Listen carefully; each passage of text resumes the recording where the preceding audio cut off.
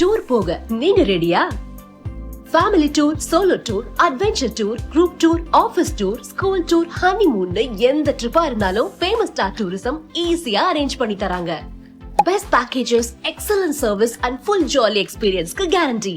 So எதுக்கு waiting? Famous star tourism இப்போவே contact பண்ணுங்க. தமிழக வெற்றி கழகத்துடைய தலைவர் திரு விஜய் அவர்கள் 3வது வாரமா நேத்து சனிக்கிழமை நாமக்கல், கரூர் இந்த 2 மாவட்டங்கள்ல அவருடைய பிரச்சார பயணத்தை நடத்தியிருக்காரு. இதுல துயரமான சம்பவம் என்ன அப்படின்னா, கரூர்ல 39க்கும் மேற்பட்டோர் உயிரிழந்திருக்காங்க அப்படின்னு சொல்றாங்க. இந்த பலியானோரோட எண்ணிக்கை அப்படின்றது உயரக்கூடும். இன்னும் 11 பேருக்கு மேல ஐசியூ வார்டுல தான் சிகிச்சை பெற்றுட்டு இருக்காங்க.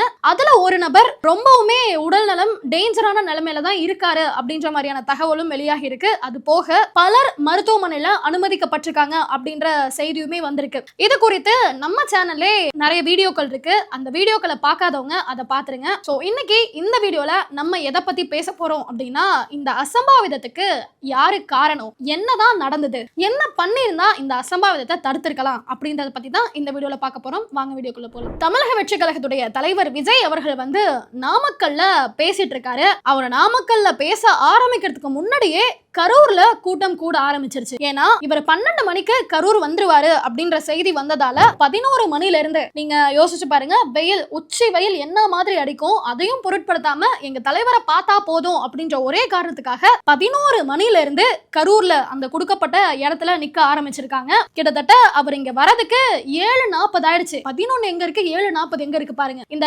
பிரச்சாரத்தை அவர் தொடங்குறதுக்கு முன்னதாகவே அங்க இருக்கக்கூடிய கூட்ட நெரிசல்ல அடிபட்டு நெறிப்பட்டு பலர் மயக்கம் அடைஞ்சிட்டாங்க. பலருக்கு படுகாயம் ஏற்பட்டிருக்கு அப்படின்ற தகவல் கிடைச்சிருக்கு. இவங்க எல்லாம் மயக்கமானதுக்கு அப்புறமா தான் தாவேகா தலைவர் பேசவே ஆரம்பிச்சிருக்காரு அப்படின்னு நான் சொல்லல. அந்த மருத்துவமனையில சிகிச்சை பெற்றுட்டு இருக்க சிலர் அவங்களாவே சொல்லியிருக்காங்க, நாங்க மயக்கம் போட்டு விழுந்துட்டோம், இந்த மாதிரியான அசம்பாவிதம்லாம் நடந்ததுக்கு அப்புறமா தான் தலைவர் பேசவே ஆரம்பிச்சாரு அப்படின்ற ஒரு செய்தியுமே சொல்லியிருக்காங்க. இதுல மொத்தமா 39 பேர் இறந்திருக்காங்க. இதுல 12 ஆண்கள், 17 பெண்கள், 5 ஆண் குழந்தைகள், 5 பெண் குழந்தைகள், மொத்தமா 39 பேர் இறந்திருக்காங்க.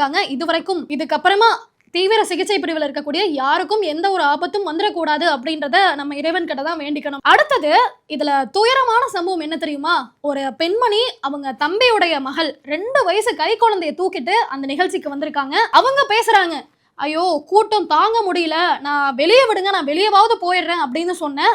ஆனாலுமே கொஞ்ச நேரம் நில்லுங்க, தலைவர் வந்துட்டாரு, தலைவர் பேசிடுவாரு, அதுக்கப்புறம் போலான்னு என்ன அந்த கூட்டத்துல இருந்து வெளியவே விடலைங்க. கொஞ்சம் யோசிச்சு பாருங்க, 1.5 வயசு 2 வயசு தான் இருக்கும் அந்த குழந்தைக்கு. அந்த குழந்தைக்கு தான் எதுக்காக சாகுறோன்ற காரணம் கூட தெரியாம இறந்து போகுது. இது என்ன மாதிரியான நெஞ்ச உழுக்கிற ஒரு சம்பவம்னு பாருங்க. இந்த மாதிரி பலர் உயிரிழந்திருக்காங்க.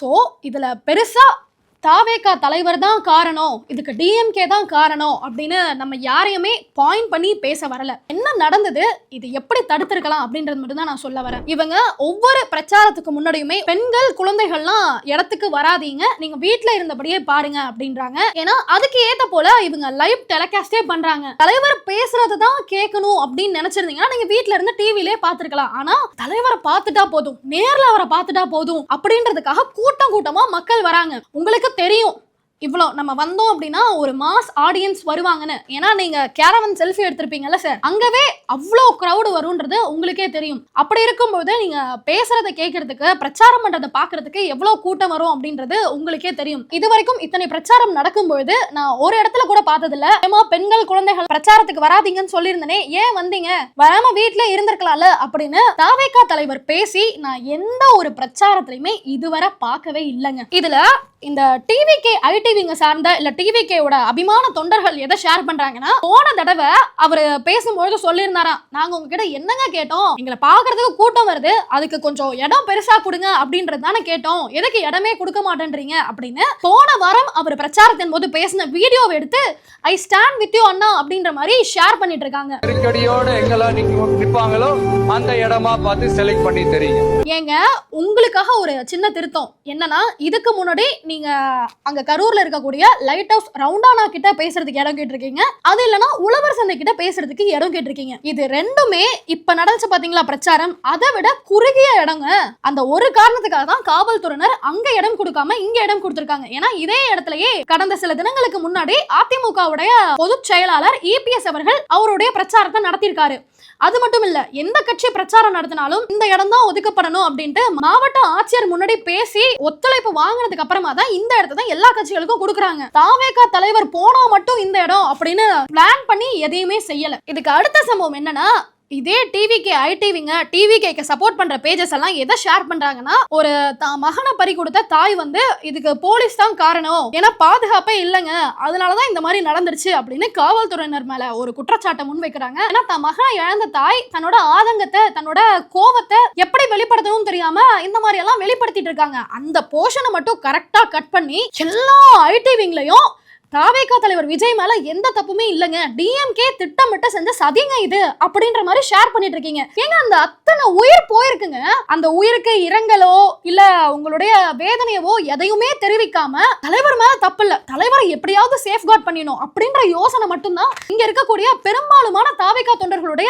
ஒரு ஸ்டாண்டாவே இருக்கு. இப்படிப்பட்டவங்க தான் இந்த கட்சியில இருக்காங்க. இவங்கெல்லாம் தொண்டர்களா வச்சுக்கிட்டு ஒரு 2026 ஆட்சியை பிடிச்சாரு அப்படின்னா அந்த ஆட்சி எப்படி இருக்கும் அப்படின்றத நீங்களே கொஞ்சம் யோசிச்சு பாருங்க. இப்போ இதுக்கு அடுத்தது என்னன்னா, நானே தாவேகா பத்தியும் தாவேகா தொண்டர்களை பத்தியும் அச்சூஸ் ரியாக்ஷன்ல சில வீடியோஸ் பண்ணிருக்கேன். ஏன்னா அந்த தொண்டர்கள் என்ன மாதிரியான செயலெல்லாம் ஈடுபடுறாங்கன்னு சொல்லிட்டு, மரத்து மேல ஏறி நிக்கிறது, பேனர் கட்டியிருப்பாங்க, அந்த பேனர் மேல ஏறி உட்காந்து அட்டகாசம் பண்றது, கோவில் மேல ஏறுறது, டேங்க் மேல ஏறுறது, இந்த மாதிரி பல வேலைகளை பண்ணிருக்காங்க அப்படின்ட்டு நானே பேசியிருக்கேன். அப்பெல்லாம் அந்த வீடியோக்கு கீழே எதுக்குங்க குறிப்பா தாவேகாவை மட்டும் டார்கெட் பண்றீங்க, மத்த கட்சி எல்லாம் இந்த மாதிரி எல்லாம் பண்ணலையா அப்படின்ற மாதிரி எனக்கே விமர்சனங்கள் பல கமெண்ட்ஸ் எல்லாம் வந்திருக்கு. நீங்க கொஞ்சம் யோசிச்சு பாருங்க.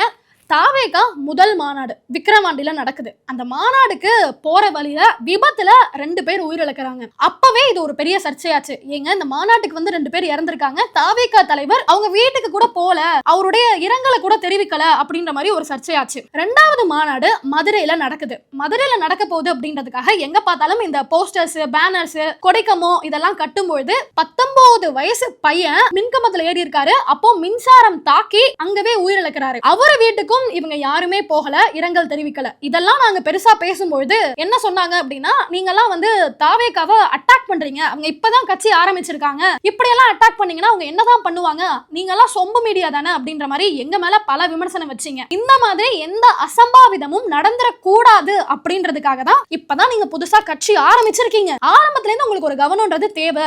இந்த சின்ன சின்ன இன்சிடென்ட்ஸ்லாம் நடக்கும்போது கேர்ஃபுல்லா இருங்கன்னு பல விமர்சனங்களை வச்சோம். இப்பெல்லாம் கண்டுக்காம இன்னைக்கு அந்த பலியான எண்ணிக்கை எங்க வந்து நிக்குது பாருங்க, எத்தனை உயிர் போயிருக்கு பாருங்க. எந்த மாநிலத்திலயாவது இந்த மாதிரி ஒரு சம்பவம் நடக்குமா? தமிழ்நாட்டுல நடந்திருக்கு. இது தாவேகா தலைவருக்கு மட்டும் இல்ல, ஒட்டுமொத்த தமிழ்நாடுக்குமே ஒரு பேரிழப்புங்க. அடுத்தது என்னன்னு பார்த்தோம்னா, இந்த கூட்டத்துல இந்த மாதிரி ஒரு அசம்பாவிதம் ஏற்பட்டிருக்கு. கரூர் செந்தில் பாலாஜி அவர்களுடைய கோட்டை தான் கரூர் அப்படின்லாம் சொல்றாங்க. இந்த சம்பவம் நடந்த கொஞ்ச நேரத்திலே ஆம்புலன்ஸ் எல்லாம் வருது. ஆம்புலன்ஸ்ல பாத்தீங்கன்னா திமுகவோட போஸ்டர். ஏங்க மக்களை காப்பாத்துறதுக்காக வரீங்க, நீங்க அந்த பேனர் அடிச்சு ஓட்டுறதுக்குலாம் எங்க இருந்து நேரம் இருக்கு? அதுவும் இல்லாம அங்க குடிக்கிறதுக்கு தண்ணி பாட்டில் கொடுக்குறாங்க, விநியோகம் பண்றாங்க. தண்ணி பாட்டில்ல செந்தில் பாலாஜி அறக்கட்டளை அந்த ஸ்டிக்கர் ஒன்னு ஒட்டி வச்சிருக்காங்க. இதுலலாம் அரசியல் பண்ணணும்னு ஒரு அளவே இல்லாம போயிட்டு இருக்கு. மக்களுடைய உயிரை வச்சும் இங்க அரசியல் பண்றாங்க. இப்போ நம்ம தமிழக முதல்வர் இந்த சம்பவம் நடந்த உடனே அவசரமா சென்னையில இருந்து கிளம்பி கரூர் போறாரு. இதுவுமே ஒரு அரசியல் தான். ஆனாலும் இதுல நல்ல விஷயமா என்னத்தை நான் பாக்குறேன் அப்படின்னா, இப்போ ஒரு முதலமைச்சர் அங்க இருக்காரு, ஒரு அமைச்சர் அங்க இருக்காரு அப்படின்னா, மீதம் ஐசியூஆர்ல இருக்கக்கூடியவங்களா இருக்கட்டும், இல்ல ஹாஸ்பிடல் அனுமதிக்கப்பட்டவங்களா இருக்கட்டும், அவங்களுக்கு சிகிச்சை இன்னும் கொஞ்சம் பரபரப்பா கொடுப்பாங்க. சோ சிஎம் இங்கே இருக்காரு, மினிஸ்டர் இங்கே இருக்காரு, அவங்களை கேர்ஃபுல்லா பாத்துக்கணும் அப்படின்ற ஒரு மைண்ட் செட் ஹாஸ்பிடல்ல வேலை பார்க்கக்கூடியவங்களுக்கு வரும். அந்த விதத்துல இது நல்ல விஷயம். ஆனாலுமே இதையும் வச்சு ஆளும் கட்சி அரசியல் தான் பண்ணுது. அடுத்து என்னன்னா, அன்பில் மகேஷ் அவர்கள் கதறி அழுறாரு. நான் சொன்னனே கண்டிஷனை ஃபாலோ பண்ணுங்கன்னு அத்தனை பேர் பேசணுமே, போயிட்டீங்களே அப்படின்ற மாதிரி கதறி அழுறாரு. அவர் அலறத நான் இங்க விமர்சனமா பண்ணவே இல்ல. அதே மாதிரி ஒரு துயர சம்பவம் சென்னை மெரினா பீச்ல ஏர் ஷோ அப்படின்னு ஒண்ணு நடத்துனாங்க. அது யாருக்கும் மறந்திருக்காதுன்னு நினைக்கிறேன். இதாவது இந்த கூட்ட நெரிசல் தவிர்க்க முடியாத ஒரு துயர சம்பவம். ஆனா அது முன்னேற்பாடே இல்லாத ஒரு ப்ரீ பிளானிங் இல்லாம 6 பேர் உயிரிழந்திருக்காங்க. ஐயா, அங்க நீங்க வருத்தப்படுறீங்கல்ல, கண்ணீர் விட்டு கதறீங்கல்ல, இந்த நீங்க நடத்தின ஏர்ஃபோர்ஸ் ஓலையுமே 6 பேர் உயிரிழந்திருக்காங்க. இங்க என்ன போச்சு? இவங்க கிட்ட சொல்றீங்க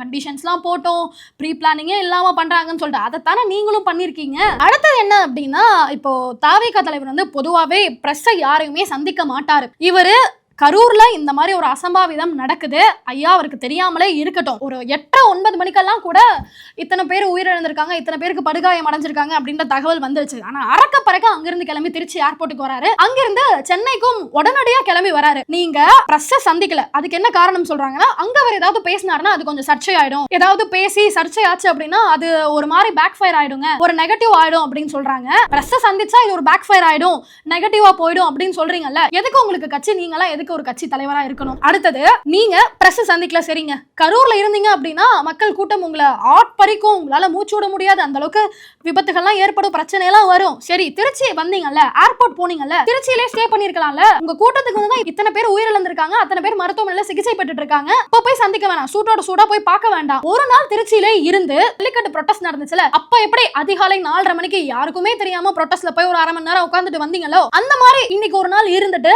நாளைக்கு விடிய காலையில போயிட்டு மக்கள் எல்லாம் எப்படி இருக்காங்க, இறந்து போனவங்க வீட்டுக்கு நீங்க எப்படியும் போறது கிடையாது, வேலை போனீங்கன்னா அது மகா அதிசயமா இருக்கும். அங்க மருத்துவமனையில சிகிச்சை பெற்றுட்டு இருக்கவங்களை போயாவது எப்படி இருக்கீங்க என்ன ஏதுன்னு நலமாவது விசாரிக்கலாம்ல, அதுவும் இல்ல, உடனடியா கிளம்பி இங்க சென்னை வந்துட்டாரு. உங்க பிரச்சாரத்துக்கு வந்து தான் இந்த ஒரு இன்சிடென்ட் நடந்திருக்கு. அதுக்கு நீங்க ஆக்சஸ் பண்ற ஒரு இடத்துல இருக்கணும், அவங்க வந்து உங்களை பார்க்கக்கூடிய இடத்துல, இல்ல நீங்க போய் அவங்களை பார்க்கக்கூடிய இடத்துலயும் இருக்கணும். கரூர்ல இருந்து சென்னை வந்து உட்கார்ந்துருக்கிறது எந்த விதத்துல சரியா இருக்கும் அப்படின்றது எனக்கு தெரியல. அடுத்து சிஎம் சார் அங்க சம்பவ இடத்துக்கு போயிருக்காரு. இவரு மகா கும்பமேளா நடந்தப்போ ஒரு ட்வீட் ஒன்று போட்டாரு, இவ்வளோ கிரௌடு வந்திருக்கு, இது ஹேண்டில் பண்ண கூட தெரியல, மகா கும்பமேளாலையும் 30க்கும் மேற்பட்டோர் உயிரிழந்தாங்க, அப்ப வந்து இதை கூட ஹேண்டில் பண்ண முடியல, என்னங்க அரசாங்கம் இது அப்படின்னு மோடி அரசாங்கத்தை பார்த்து ஒரு ட்வீட் ஒன்று போட்டாரு. அதைத்தான் நாங்களும் கேட்கிறோம். அந்த இந்தியாவோட 1/3 பீப்புள் மகா கும்பமேளா போனாங்க, அங்கவே வெறும் 30 பேர் தான் உயிரிழந்திருக்காங்க. ஆனா இந்த கரூர் பிரச்சாரத்துக்கு 10,000 பேர் தான் வரணும் அப்படின்ற அனுமதி கொடுத்திருக்காங்க. ஆனா அங்க வந்தது 25+, 25,000க்கும் மேற்பட்ட மக்கள் அங்க வந்திருக்காங்க.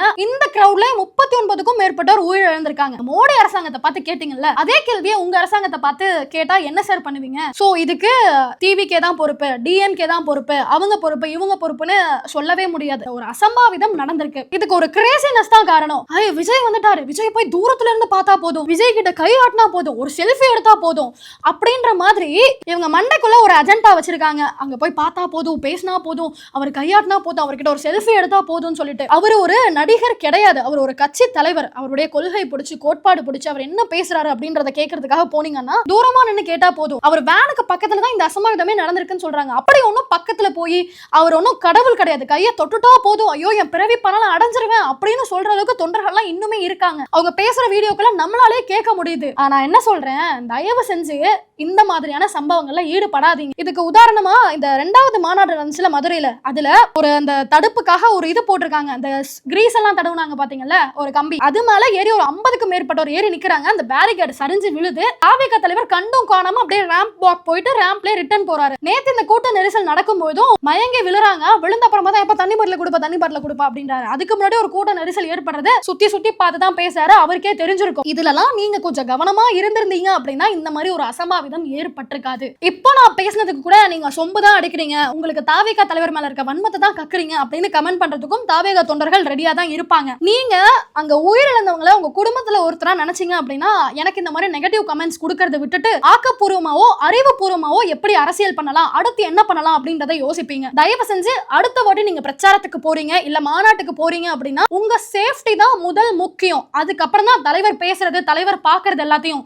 இதை மட்டும் மனசுல வச்சுட்டு கவனமா செயல்படுங்க. நன்றி. பேசு தமிழா பேசு சேனலுக்கு ஆதரவு தந்து கொண்டிருக்கக்கூடிய பார்வையாளர்களுக்கு வணக்கம். அரசியல் ஆன்மீகம்னு மட்டும் இல்லாம இப்போ ஹெல்த்லயும் நம்ம வந்தாச்சு. ஹெல்த் சம்பந்தமான பிரச்சனைகளுக்கும், ஹெல்த் டிப்ஸுக்கும், ஹெல்த் கேருக்கும், இல்ல ஹெல்த் பத்தி ஏதாவது தெரிஞ்சுக்கணும் அப்படின்னு நினைச்சீங்கன்னா ஹெல்த் குரு சேனல் கண்டிப்பா உங்களுக்கு யூஸ்ஃபுல்லா இருக்கும். பேசு தமிழா பேசு சேனலுக்கு கொடுக்கக்கூடிய இதே சப்போர்ட்டை ஹெல்த் குரு யூடியூப் சேனலுக்கும் கொடுத்து அந்த சேனலை சப்ஸ்கிரைப் பண்ணி உங்க நண்பர்களுக்கு ஷேர் பண்ணும்படி கேட்டுக்கிறோம். நம்ம ஹெல்த் குரு சேனலோட லிங்கை டிஸ்கிரிப்ஷன்ல தரோம், மறக்காம செக் பண்ணி பாருங்க.